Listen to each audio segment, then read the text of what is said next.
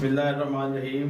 अस्सलाम वालेकुम नाज़रीन, मैं आपका मेज़बान मोहम्मद फ़ारूक डोगर, नुमाइंदा ख़ुसूसी रोज़नामा पाकिस्तान फॉर मलेशिया, अपने प्रोग्राम आमने सामने में हाज़िर खिदमत हूँ। नाज़रीन, हमारे साथ मौजूद हैं हमारे पैनल के तजिया निगार जनाब M.S. अतर कुरैशी साहब। तो आज का जो हमारा प्रोग्राम है नाज़रीन, इस वक्त पाकिस्तान में सेनेट इलेक्शन की गूंज सुनाई दे रही है और इस सेनेट इलेक्शन को लेकर हुकूमत और अपोजिशन में ठीक ठाक इस वक्त वो खींचातानी चली हुई है। पीडीएम के प्लेटफॉर्म से अपोजिशन किसी जोर लगा रही है कि सेनेट इलेक्शन को मुलतवी कराए जाएं, जबकि हुकूमत चाहती है कि सेनेट इलेक्शन वक्त पर हो। और इसके साथ साथ वज़ीर आज़म ने ये तजवीज़ दी है कि इस बार जो सेनेट के जो इलेक्शन हैं उसमें शो ऑफ हैंड के ज़रिए नुमाइंदगी जो है सेनेटर मुंतखब किए जाएँ। तो हम अब जनाब अपने तजिया निगार अतर कुरैशी साहब से ये पूछेंगे कि जो सेनेट इलेक्शन को लेकर हुकूमत और अपोजिशन में जो खींचातानी चल रही है, इसका रिजल्ट क्या निकलेगा? जी कुरैशी साहब। जी अस्सलाम वालेकुम व रहमतुल्लाहि व बरकातहू। बहुत शुक्रिया मोहतरम जनाब फारूक डोगर साहब। आप बात कर रहे हैं सेनेट का इलेक्शन की, मैं बात कर रहा हूँ सिलेक्शन की। अब ये सेनेट का इलेक्शन होगा या सिलेक्शन होगा? सिलेक्शन ही समझ लीजिए। हाँ, तो अब ये सिलेक्शन का तरीक़ाकार जो है ना, उसमें तो सबसे पहली बात ये कि देखिए, हमें इलेक्शन कमीशन के अंदर से बहुत सारे रिफॉर्म्स लाने चाहिए थे जो पिछली हुकूमतों ने अगर आग बंद करके रखा हुआ था तो 2.5 साल के अंदर इन्होंने ये काम करना चाहिए था, वो अब तक नहीं हो सका। अब उसमें आप ये कह देंगे अपोजिशन ने साथ नहीं दिया, वो ठीक है, अपोजिशन ने साथ नहीं दिया, एग्जीक्यूटिव ऑर्डर के तहत सारे काम होते चले जा रहे हैं, तो वो काम भी हो सकता था। सबसे अहम चीज़ ये है कि देखिए, मैं ये समझता हूँ कि सेनेट का इलेक्शन होने ही नहीं चाहिए। अच्छा, आपकी नज़र में सेनेट का इदारा खत्म कर देना चाहिए? मैं इदारा नहीं खत्म, इलेक्शन नहीं होने चाहिए। तो फिर सेनेटर कैसे मुंतखब किए? हाँ, अब आपको पता है कि एक जमात, जो भी कोई जमात है, जी जी, तहरीक इंसाफ को ले लीजिए आप, इसके पास 50 सीटें हैं जी जी, फॉर एग्जाम्पल, तो कितनी सीट पर एक सेनेटर बनता है? ये सब इसमें हिसाब जो बनता है ना, तकरीबन 2.5 MNA 2.5 MNA से एक सेनेटर मुंतखब होता है। सही है ना? तो अगर आप 50 इसके पास जो है सीटें हैं, तो उस सीटों की कैलकुलेशन के हिसाब से उनके जितने सेनेटर बनते हैं वो अपने आदमी नामजद कर दें कि भाई जनाब अली ये हमारे सेनेटर होंगे अगले सेशन। सॉरी, इसी तरह से जो दूसरी अपोजिशन जमातें हैं जी जी, उनको भी यही अख्तियार हासिल होना चाहिए। सही, क्यों अपने नामजद? तो ये सेनेट का इलेक्शन, रस्सा कशी, जनाब यानी पैसे का इस्तेमाल, खरीद व फरोख्त, ये सारे सिलसिले ऑटोमेटिकली खत्म हो जाएंगे और फिर भी खत्म नहीं होंगे, हमें ये पता है सिलसिले। जी जी, लेकिन उसमें कम से कम ये होगा कि जो पार्टी की सीट के ऊपर, जिसके टाइटल के ऊपर एक MNA या MPA इलेक्ट होकर आया है, जी जी, सही है, उसको पता होगा कि जी मेरा वोट तो इस पार्टी का ही वोट है। जी जी, अब वो कुछ नहीं कर सकेगा, बिल्कुल, और ये पार्टी को अख्तियार होगा।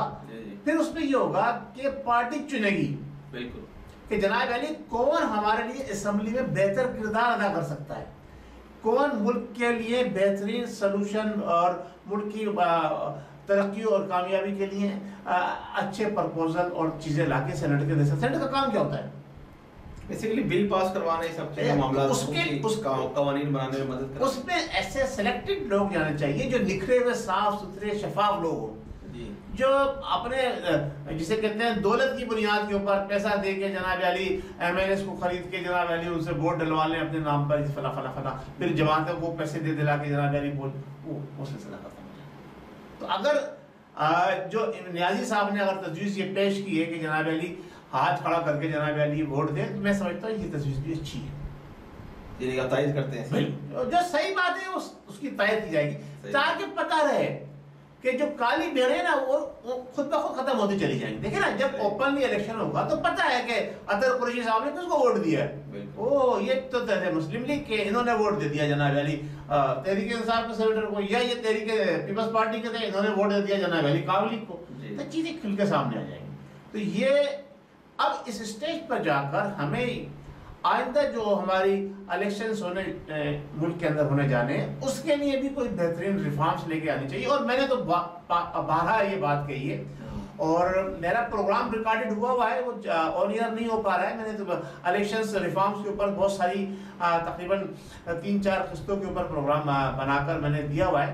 वो पता नहीं क्यों अभी तक पेंडिंग पड़ा हुआ है।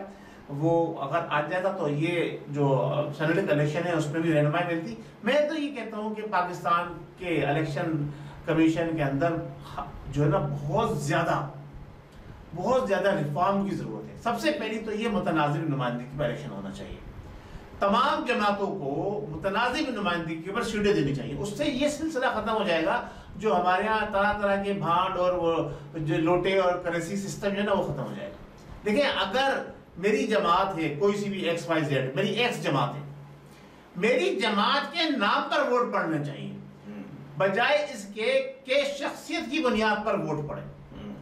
तो अगर पीपल्स पार्टी ने पूरे मुल्क के अंदर 25 लाख वोट लिए हैं तो उसकी सीटें रेशो के हिसाब से होनी चाहिए। मुस्लिम लीग ने 30 लाख लिए, उसके हिसाब से होना चाहिए। तहरीक इंसाफ ने 35 लिए, उसके हिसाब से।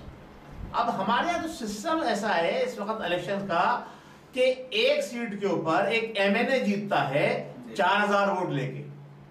कितने? 5000 वोट लेके। और दूसरी सीट पे एक MNA हार जाता है 95,000 वोट लेके। ये कैसे मुमकिन है जी? ऐसे ही हो रहा है ना हमारे यहाँ। कैसे हो रहा है? ये तो हुआ है ना। कब हुआ? ये हमारे यहाँ पिछले इलेक्शन में देख लें आप कि जो इंटीरियर से इधर से MNA MP लड़े हुए वो 15-20 हजार वोट पे लेके जीत के वो आ गए मैदान में। और जो शहरी इलाकों के अंदर जो इलेक्शन हुए उसमें 60-70 हजार वोट लेके भी आ गया। पॉपुलेशन का फिर फर्क पड़ जाता है ना, आबादी का फर्क पड़ता है। देखिए आबादी देखिए आप MNA का मतलब क्या है? Member of national assembly. तो एक MNA सिर्फ 5000 वोट लेके मेंबर ऑफ नेशनल असेंबली बन जाता है। एक MNA बेचारा 95,000 या 80,000 या 70,000 वोट लेके भी नहीं बन पाता। 1 लाख लेके भी नहीं हार गए हैं। 1 लाख लेके भी हार गए। तो ये गलत है ना। ये इलेक्शन कहाँ का हुआ? तो बताएं ना। आप एक 2 इलाकों के 10 MNA जमा कर लें तो उनके जनाब अली 80-90 हजार वोट नहीं बनते। और शहरी इलाकों का जनाब अली 80,000-90 हजार वोट लेके जनाब हार गया। आप लाए मुतनासिब नुमाइंदगी, जिस पार्टी ने जितने वोट लिए। फिर देखिए एक इलाका है उसके अंदर 5 लाख वोटर है, एक इलाका उसमें सिर्फ 50,000 वोटर है। तो ये क्या है? ये ना ही हमारा जमहूरी निज़ाम सही तरह से अडॉप्ट किया गया है, ना ही हमारे इलेक्शन कमीशन ने इस तरफ सोचा है, ना तवज्जो दी है। तो सबसे पहले ठीक है, सेनेट के इलेक्शन तो अब होने को जा रहे हैं। अगर आप शो ऑफ करके इलेक्शन करते हैं बहुत अच्छी बात है, आई अप्रिशिएट। लेकिन आपकी PDM नहीं चाहती ना। देखिए मेरी PDM नहीं है सर। आप फिर बार बार आप ये PDM का नुमाइंदा बना देते हैं खामा-खाई ना। मैं PDM का नुमाइंदा हूँ, आम अवाम। ठीक है, अवाम के अंदर मुख्तलिफ राय होती है ना। अवाम बहुत अवाम समंदर है पाकिस्तान के अंदर। PDM नहीं चाहती इलेक्शन हो सेनेट के, वो क्यों नहीं चाहती? उसे क्या तकलीफ है? देखिए उसको तकलीफ, वैसे PDM तो वैसे भी हिल चुकी है, उसके बखरे होने वाले हैं कुछ दिनों के बाद। आप देख लीजिए। अब आप जो है ना वो उस तरफ लेके जा रहे हैं बात को। PDM हिल चुकी है या हुकूमत हिल चुकी है। अगर PDM हिल चुकी होती, इस वक्त माशी तौर पे हुकूमत बहुत मजबूत। अगर PDM हिल चुकी होती तो वो हमारे एजेंसियों के टेलीफोन के मुतालिक जो बिलावल भुट्टो साहब का बयान आया वो नहीं आता।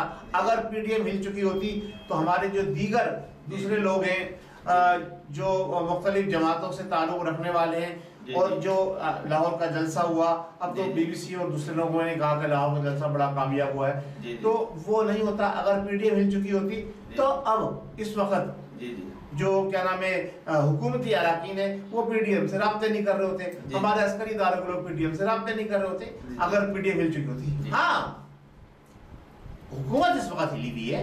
और नहीं सर, आप देखिए बात हुकूमत इस वक्त हिली हुई है, इसीलिए हुकूमत ने लचक दिखाई है। और वही वाली बात है कि अब हुकूमत को वोट चाहिए। बिल्कुल उस सेनेट के अंदर, सेनेट को उन्होंने अपने आप को स्ट्रॉन्ग करना है। अच्छा, PDM का जो बयानिया है जो मेरी समझ में आ रही है, और बात उनकी बात सही भी है। जब ये इलेक्शन ही जो उनको वो नहीं मानते, जब इन इलेक्शंस को ही वो नहीं मानते पीडीएम वाले को भी नहीं देंगे वो, सही है जी। तो वो ये अब देखे ना, इस इलेक्शन के तहत, ये इलेक्शन नहीं है, ये सिलेक्शन है, ये बात तो फैक्ट है अच्छा कि रातों रात रिजल्ट चेंज हुए, ये सिलेक्शन था। अच्छा। और सिलेक्शन के अंदर जैसे अभी आपने गिलगित बिल्तिस्तान में देखा कि शुरू में कुछ था और एकदम आखिर में काया पलट गई। तो बात ये है कि ये इलेक्शन के तहत इस वक्त जो है जाहिर सी बात है ऐवान के अंदर जो है तहरीक इंसाफ को जो बर्तरी हासिल है, क्योंकि सिलेक्शन हुआ है इलेक्शन के बजाय। तो अब इस सिलेक्शन के तहत उनकी तादाद ज्यादा है, तो जाहिर सी बात है कि वो सेंटर ज्यादा लेने में कामयाब हो जाएंगे। फिर दूसरी बात ये, बहुत वाज़ेह क्लियर खुल के बात कह रहा हूं मैं, दूसरी बात ये कि जनाब अली इस सिलेक्शन के बाद अब तक पाकिस्तान के अंदर जमहूरियत बहाल नहीं हुई है।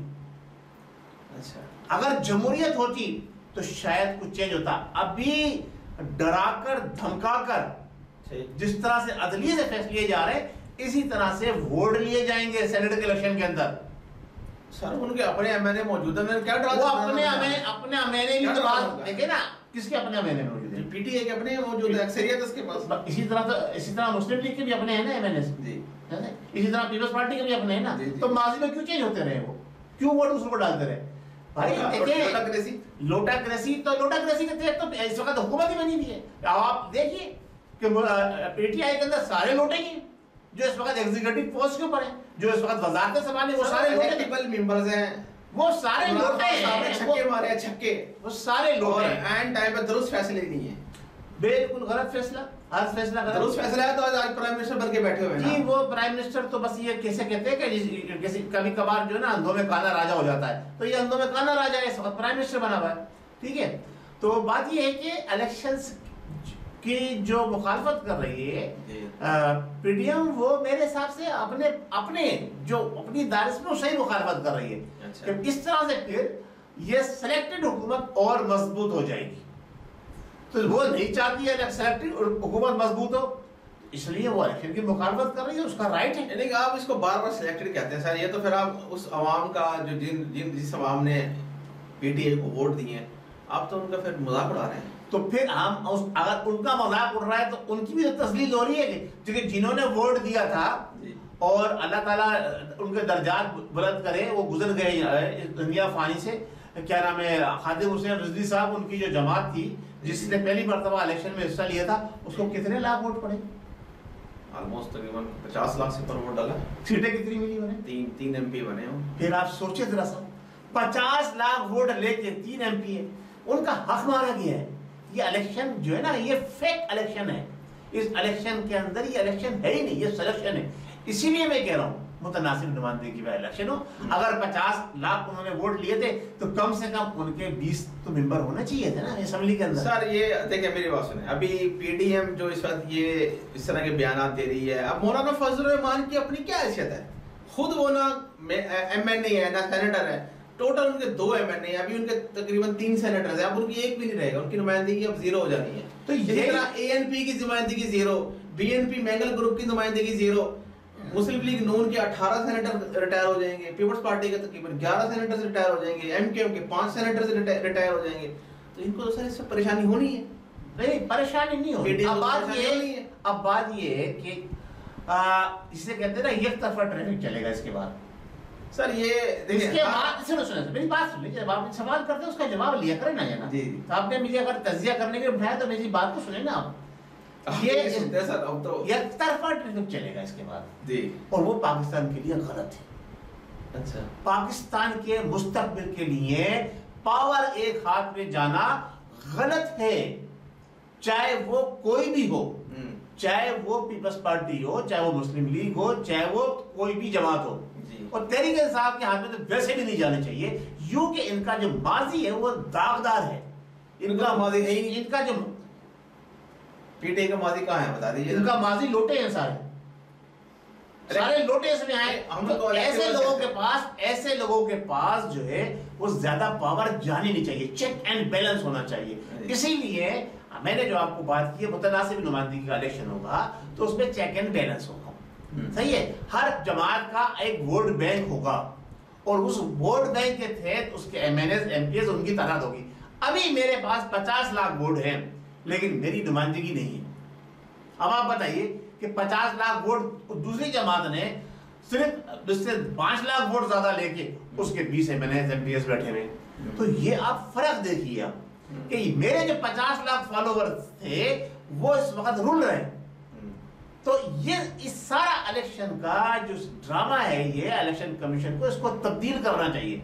अब नया सॉफ्टवेयर यहाँ भी डिजाइन होना चाहिए। उस नए सॉफ्टवेयर के तहत जो अवाम जो का हक है वो अवाम को मिलना चाहिए। इलेक्शन होने का मतलब ये होता है कि अवाम के नुमाइंदे जो है असेंबलियों में जाए, ना कि मनपसंद लोग उन कुव्वतों के जाएं असेंबलियों के अंदर जो उनको अपने लिए इस्तेमाल करती हैं। जैसे इमरान नियाजी साहब इस्तेमाल हो रहे हैं, मनपसंद कुव्वतों ने उनको सेलेक्ट करके वहां बिठा दिया, अब वो इमरान नियाजी साहब इस्तेमाल हो रहे हैं। वो सिर्फ रबर स्टैम्प है। फिर कह रहा हूं वो रबर स्टैम्प है, उनको सारा कुछ पीछे से जो है वो ड्राफ्ट बनाकर दिया जाता है। उस ड्राफ्ट के ऊपर जनाब अली वो आगे आके बात करते हैं और वही कुछ कहते हैं जो उनसे करवाया जाता है। इस हुकूमत के कुछ पॉजिटिव चीजें अगर आपको मैं बताऊं और आपको बताऊं कि इस हुकूमत ने बड़े अच्छे फैसले किए हैं, तो आप इस हुकूमत की तारीफ करेंगे? देखिए, अगर वो फैसले अवाम के हक में बेहतर हैं जी, बेहतर और अवाम की फलाह और बहबूद से ताल्लुक रखते हैं जी, और अवाम को उससे रिलीफ मिलता है, तो जाहिर सी बात है वो फैसले सही होंगे। तो देखिए, सबसे पहले देखिए इंटरनेशनल कोर्ट में जो बासमती राइस है, आपको पता है जो पाकिस्तान का जो राइस है इंडिया अपने ब्रांड बना के बेच रहा है और उसने बड़ी कोशिश की थी उसकी रजिस्ट्रेशन कराने की, लेकिन पाकिस्तान ने इस पर केस कर दिया था और पाकिस्तान वो केस जीत चुका है।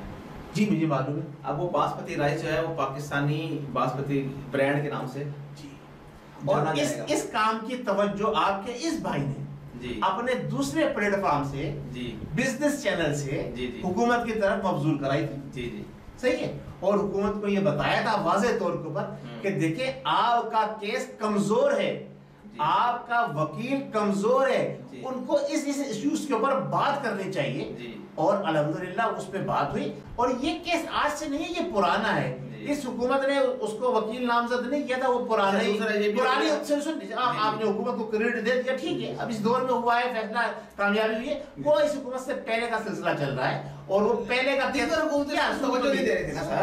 सुन तो लीजिए प्लीज। दीगर हुकूमत को तवज्जो देने की बात क्या है? दीगर हुकूमत ने तो वकील अपॉइंट किया था, सारे मामला चलाए थे। अब जाकर सुनिए, हमारे कोर्ट में कितने अरसे फैसले होते हैं? इंटरनेशनल कोर्ट, ये पाकिस्तान की हुकूमत के ताबे होकर फैसला कराएंगे, कोई परसों नहीं किया। इन्होंने पसे पुष्ट डाला हुआ था, सुन लीजिए, इन्होंने कुछ नहीं किया। ये झूठा क्रेडिट ले रहे हैं, बिल्कुल झूठा क्रेडिट ले रहे हैं। सारा कुछ इंडिया ने किया था, उसको बहुत जल्दी थी जी, उसका इनको बेनिफिट मिल गया। इंडिया को बहुत जल्दी थी कि टाइटल अपने नाम पे ट्रांसफर करा ले वो। अच्छा, सही है, ठीक है। इनका वकील तो सुस्त था, हमने भी उसको हाईलाइट किया केस को, और दूसरे लोगों ने भी उसको हाईलाइट किया, मुख्तलिफ बिजनेस फर्म्स हाईलाइट हुआ, और उन जो कमजोरियां थी वो हमने बताई। अल्हम्दुलिल्लाह उस पर बात की वकील ने, वो क्लियर हो गया। हुकूमत तो पुराने मंसूबों के बाद तख्ती लगा के अपना नाम लगा रही है, इस पे भी लगा ले, कोई बात नहीं। अच्छा, नियाज़ी साहब का काम ये है। एक और है, वो जो पाकिस्तान का जो पत्थर वाला नमक है, वो जो स्टोन टाइप का, आपको पता है वो भी भारत अपना ब्रांड बनाकर उसको सेल कर रहा है, उस पर भी केस कर दिया इसी गवर्नमेंट। हाँ, ये काम इस गवर्नमेंट ने किया है, ठीक है। ये जो हमारा जो है, जो किसे कहते हैं आपका रॉक स्टोन है, जी जी, वो दुनिया भर के अंदर जाता है जी। अच्छा, फिर मजे की बात देखिए, अब आप उस पे आप लेकर आ गए मुझे, उस पर भी मैंने एक प्रोग्राम किया हुआ है, आप उस पे मुझे लेकर आ गए, फिर इस चैनल पे भी मैं आपको बताता हूँ। ये मायदे किस दौर में हुए आपको पता होना चाहिए। किस दौर में? इंडस ताश मायदा जब हुआ था ना, और वो किसने किया था? वो डिक्टेटरों की हुकूमत थी, उन्होंने ये वायदा किया था। हमारा वो कीमती पत्थर नमक जिसको हम कहते हैं सॉल्ट, जो रॉक सॉल्ट है, वो 10 पैसे पर केजी, कितने? 10 पैसे पर केजी, 10 पैसे पर केजी इंडिया को बेचा जाता है। वजह इंडिया को चाहिए था इतना सस्ता। अच्छा, और वायदा ये था, जो इंदर ताश बांधा है वो पूरा उठा के पड़े, उसमें ये था कि जी इंडिया दरियाओं का पानी का रफ नहीं मोड़ेगा, उस बांधे के तहत, उसी के अंदर ये इंडिया ने वो सारे काम कर लिए। हम अभी तक लकीर के फकीर बने हुए, क्यों? कि उसको करने वाले जो थे वो बड़ी सरकार थे, डिक्टेटर्स थे, वो डिक्टेटर्स थे, वो मायदा अभी तक चला रहे हैं। बिल्कुल। अब इंडिया ने क्या किया, वो बेनिफिट उठाया, वो 10 पैसे का लेता है और $1 पर केजी दुनिया को भेजता है। अब आप अंदाजा लगाइए पाकिस्तानी रुपीस के अंदर 10 पैसे पर केजी। अच्छा देखिए, जंग चल रही है, बॉर्डर पे जो है ना रोजाना एलओसी की खिलाफ वर्जी हो रही है, लेकिन जनाब अली ये हमारे कितनी प्यारे लोग हैं हमारे ना, कितनी हमारी हुकूमत सीधी है, कितनी हमारे लोगों को मतलब अभी भी मारा है। 2 दिन पहले वो हमारा फौजी जवान शहीद हुआ, कल ही उसकी तस्वीर हुई है। ठीक है, आप जनाब हमने वायदा किया हुआ हम उसको नमक देते रहेंगे, यूं कि उनमें कमीशन मिल रहा है। किनको कमीशन मिल रहा है अब आप समझ जाइए, बूट वालों को, बिल्कुल बूट वालों को मिल रहा है कमीशन। तो अब ये सारे जो अगर हुकूमत इसमें रिफॉर्म करती है तो ये बेहतरीन चीज है, इसको करना चाहिए, यही हुकूमत की जिम्मेदारी है। अगर आप अवाम के साथ मुखलिस हैं, अवाम जो चीज हमारी है वो हमारा दुश्मन जो पाकिस्तान का जिसे आप दुश्मन बना के बैठाया हुआ है, होना तो ये चाहिए था वो अब तक आपका दोस्त हो जाना चाहिए था, अगर आपने उसके साथ कितना हुस्न सलूक किया था। लेकिन वो जब नहीं हो रहा है तो फिर आप उस चीज को खत्म करें। जब उसने मायदों को पास नहीं रखा, सारे दरियाओं के रुख मोड़ दिए, तो फिर आपने क्यों मायदा जारी रखा हुआ है? आपको चाहिए था उस मायदों को अब से 20 साल पहले 25 साल पहले खत्म कर देना चाहिए था। और ये नमक जो हमारा है उसको हम पाकिस्तान के जरिए इंटरनेशनल मार्केट में लेके जाएं। वो जो ज़रे मुबादला वो कमा रहा है वो हमारा हक बनता था। अरबों डॉलर सालाना वो कमाता है नमक बेच के, हम जनाब यानी वो लॉस कर रहे हैं। ये हमारी हुकूमत का फेलियर है और इस फेलियर के पीछे हमारे बड़े बड़े लोग शामिल हैं। लेकिन इस मौजूदा हुकूमत ने इस पर बड़ा बोल्ड स्टेप ले लिया है। अच्छी बात है, तो हम उसको एप्रिशिएट करेंगे। उम्मीद ये है कि ये जो है ना इस पर भी केस किया जाएगा और इस ब्रांड को पाकिस्तान के नाम से ही रजिस्टर कराया जाएगा। नहीं, वो तो रजिस्टर्ड है पाकिस्तान के नाम। नहीं, वो अपना ब्रांड बनाकर बेच रहा है। चलिए वो बेचता है। मैंने प्रोग्राम में अपने पहले भी कहा था, बासमती चावल दुबई में अभी देखें। अब हमारे असल में कमजोरी पता है क्या है? कमजोरी का है, कमजोरी हमारे लोगों की। सरहद से इस्मंगल होकर पाकिस्तान की खजूर इंडिया जाती है। मैं खुद उस जमींदार से मिला हुआ हूं जिसने बताया कि हमारे सैकड़ों के हिसाब से कंटेनर सालाना जो है खजूर के, वो शक्कर से जनाब अली उनका ताल्लुक, और पूरा हमारा शक्कर का जो इलाका है जहां पे खजूर पैदा होती है, खैरपुर वगैरह, वहां से सैकड़ों के हिसाब से कंटेनर बॉर्डर के जरिए कहां जाते हैं? इंडिया जाते हैं। बॉर्डर पर किसकी जिम्मेदारी है? बॉर्डर किसके अंडर में? फोर्सेस के अंडर में। फिर कैसे चले जाते हैं इंडिया दुश्मन के मुल्क के अंदर? वो बेचता है, बात है, मिली भगत शामिल, वो बेचता है जनाब। तो फिर तो सियासतदान नुकसान पहुंचा रहे हैं इस मुल्क को, या हमारे दोनों पहुंचा रहे हैं। नहीं, सियासतदान तो ये चुने हुए हैं इन्हीं लोगों के। देखिए अभी जैसे चुन के इन्होंने वो कल का जो भांडों को उन्होंने सियासतदान बना दिया बड़ा बड़ा। ये उन्हीं के पिट्ठू हैं जो आपके वजीर दाखिला बने, ये उन्हीं के पिट्ठू है।